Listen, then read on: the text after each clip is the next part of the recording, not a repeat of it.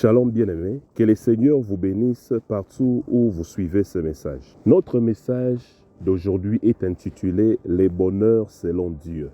Je répète encore, « Les bonheurs selon Dieu ». Le monde considère que le bonheur peut être atteint par la richesse, par l'amusement, par l'abondance, les loisirs et les choses semblables. Le bonheur, à la lumière de sa parole, nous est révélé dans Matthieu chapitre 5.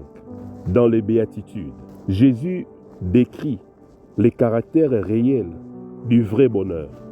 Dans Matthieu chapitre 5, verset 3, la Bible nous dit « Heureux le pauvre en esprit, car le royaume des cieux est à eux. » Comme nous le savons, le pauvre est une personne qui manque. Le pauvre est une personne qui a besoin des ressources, qui a besoin de l'argent communément. Mais alors ici, la Bible nous dit heureux le pauvre, mais non pas le pauvre en matériel, non pas le pauvre en argent, mais la Bible nous parle des pauvres en esprit. Heureux le pauvre en esprit, car le royaume des cieux est à eux. Alors ici, il s'agit d'une humilité profonde qui conduit à reconnaître sa ruine spirituelle en dehors de Dieu. Dans ce contexte, un pauvre en esprit est une personne qui réalise sa ruine, est une personne qui réalise qu'il ne pourra rien faire dans sa vie sans Dieu. Un pauvre en esprit est celui qui reconnaît son état de manque, son état d'incapacité sans la grâce de Dieu. Bien-aimé dans le Seigneur, un pauvre en esprit, c'est une personne qui a un cœur humble. Un pauvre en esprit est une personne qui reconnaît, tel que je suis, je ne pourrai rien sans Dieu. Je ne pourrai rien sans Jésus.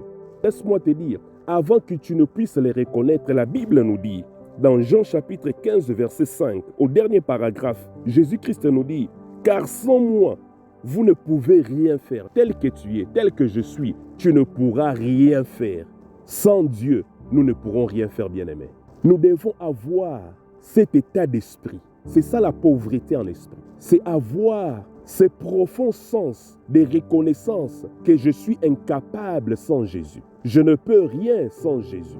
Jésus est tout pour moi. J'ai besoin de Jésus. Même dans ton travail, tu as besoin de Jésus. Dans ton mariage, tu as besoin de Jésus. Dans l'éducation de tes enfants, tu as besoin de Jésus. Dans tes projets, tu as besoin de Jésus. J'ai besoin de Jésus, bien-aimé dans le Seigneur. Aucune personne ne peut s'en passer de lui, car lui-même nous a précédés dans sa parole en nous disant « Seul, vous ne pouvez rien faire. » Il nous connaît. C'est lui qui nous a créés. Le Seigneur nous appelle à communier avec lui. Mais avant de communier avec lui, bien-aimé, aller à l'église, c'est bien. Chanter, c'est bien. Mais bien de le Seigneur, nous devons reconnaître dans nos cœurs que tel que nous sommes nuls sans lui. Après avoir reconnu son état d'incapacité, il y a quelque chose que nous devons faire. Matthieu chapitre 9, verset 12. Ce que Jésus ayant entendu, il dit, « Ce ne sont pas ceux qui se portent bien qui ont besoin de médecins, mais les malades. » Bien-aimés dans le Seigneur, après avoir reconnu sa misère, après avoir reconnu son incapacité, nous devons agir selon Matthieu chapitre 9, verset 12. Jésus-Christ nous dit, « Ce ne sont pas ceux qui se portent bien qui ont besoin de médecins, mais les malades. » Ici, nous ne parlons pas seulement de la maladie du corps, mais aussi de l'âme, maladie de l'esprit. Bien-aimé, laisse-moi te dire, la jalousie est une maladie. La haine est une maladie. La colère est une maladie. La cupidité, l'escroquerie, les calomnies, l'adultère, l'ivrognerie, la méchanceté et toute autre chose semblable, bien-aimé, est une maladie. Un léopard ne peut pas changer ses tâches. Tu ne peux pas te changer. Tu ne peux pas changer ton mari. Tu ne peux pas changer tes enfants. Tu ne peux pas changer ta vie. Reconnais ton incapacité. Reconnais tes insuffisances. Reconnais, bien-aimé dans le Seigneur, il n'y a que Dieu qui peut t'apporter secours. Convoquer les gens pour des réunions de famille, ce n'est pas mauvais. Mais bien-aimé dans le Seigneur, Jésus-Christ peut mieux que les réunions de famille. Chercher à vivre, à mener une vie de sanctification sans Dieu, c'est de l'hypocrisie. C'est comme le pharisien le faisait. Et pour finir, Jésus les a appelés tombeaux blanchis. Pourquoi? Parce qu'ils avaient l'apparence, ils donnaient l'apparence de la piété, mais à l'intérieur, c'était la haine, c'était la jalousie, c'était la colère, c'était la médisance, le mépris. Heureux le pauvre en esprit, car le royaume des cieux est à eux.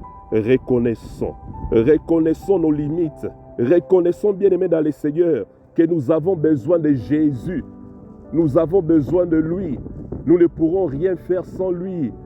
Alors, comme Jésus-Christ nous dit, ce sont les malades qui vont chercher le médecin. Oui, bien-aimés, approchons-nous donc avec assurance devant le trône de la grâce, devant son trône, exprimant, oh Seigneur, je ne peux rien sans toi. Seigneur, viens à mon secours. Seigneur, viens m'aider. Cette prière ne peut être faite qu'après avoir reconnu réellement, avec sincérité, ses insuffisances, ses incapacités devant le Seigneur. Raison pour laquelle la Bible nous dit, heureux le pauvre en esprit, car le royaume des cieux est à eux.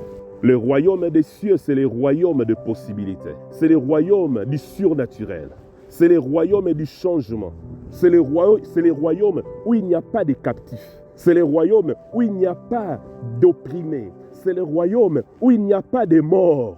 Réalise ta pauvreté. Que je réalise la mienne. Jésus-Christ ne nous abandonnera pas. Jésus-Christ n'a jamais rejeté quelqu'un. L'argent peut te donner l'apparence d'être heureux ou heureuse, mais tu sentiras en toi, et tu sentis en toi, il y a un vide. Il y a un vide. Ce vide-là, c'est la personne que tu dois adorer. Ce vide-là, c'est la personne que tu dois chercher. Et cette personne s'appelle Jésus-Christ de Nazareth. Psaume chapitre 105, verset 4. La Bible nous dit, « Ayez recours à l'Éternel et à son appui. Cherchez continuellement sa face. Un pauvre en esprit dit, Seigneur, merci de m'avoir donné l'intelligence, mais aide-moi à étudier et à comprendre afin que je réussisse. » Dieu t'a donné les capacités, mais les capacités que Dieu t'a données ont besoin de Dieu pour fonctionner.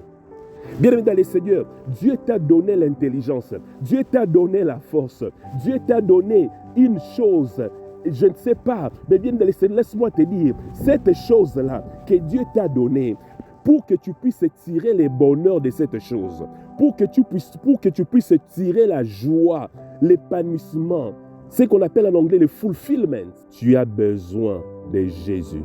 Être pauvre en esprit. Seigneur, merci de m'avoir donné du travail.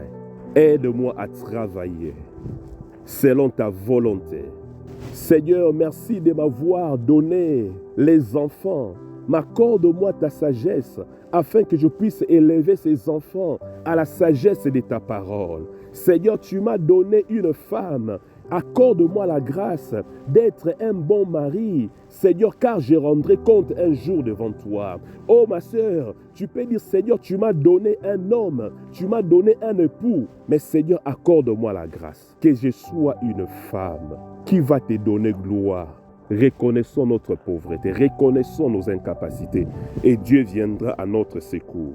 Pour terminer, reconnais en disant, Seigneur, accorde-moi la grâce d'être un pauvre en esprit. Accorde-moi la grâce d'avoir un cœur abaissé. Accorde-moi la grâce d'avoir un cœur humble. Le royaume des cieux appartient à ceux qui sont pauvres en esprit. Je désire assez que tu puisses te joindre à moi. Nous allons prier. Nous allons demander l'aide de Dieu. Prions. Éternel notre Dieu, nous te rendons grâce pour cette parole que tu nous as accordée. Ô Père, ta parole me dit, seul nous ne pourrons rien faire. Nous reconnaissons nos insuffisances. Nous reconnaissons nos incapacités. Ô Père, viens nous aider. Viens nous aider dans nos incapacités, Seigneur. Aide-nous, tendre Père, à faire ta volonté. Accorde-nous la grâce de mener cette vie de sanctification, cette vie d'intégrité, ô Père, car sans toi, nous ne pourrons rien faire. Ô Seigneur, quiconque écoute le son de ma voix est accablé par la maladie. Ta parole me dit, c'est par tes meurtrissures que nous sommes guéris. Seigneur, que cette parole entre dans ses veines, entre dans ses organes et les guérisse maintenant au nom de Jésus-Christ. Père très saint, nous te rendons grâce. Nous te bénissons pour ce que tu as fait. Que le règne et la gloire te reviennent. Au nom de Jésus-Christ. Amen. Bien-aimé dans le Seigneur, partage ce message à tes amis. Partage ce message. Poste-les dans tes réseaux sociaux. Parce qu'il y a des personnes que je ne peux pas atteindre, mais toi tu peux les atteindre. Faisons l'œuvre de Dieu. Gagnons les âmes. Édifions, perfectionnons le sein de Dieu. Et le Seigneur ne manquera pas à nous bénir. Merci et à la prochaine fois. C'était bien votre frère Bob Mundeke, pasteur assistant à l'église locale Parole de Vie, au quartier Upen, dans la commune d'Engaliema, de la communauté des Assemblées de Dieu au Congo. Que le Seigneur vous bénisse.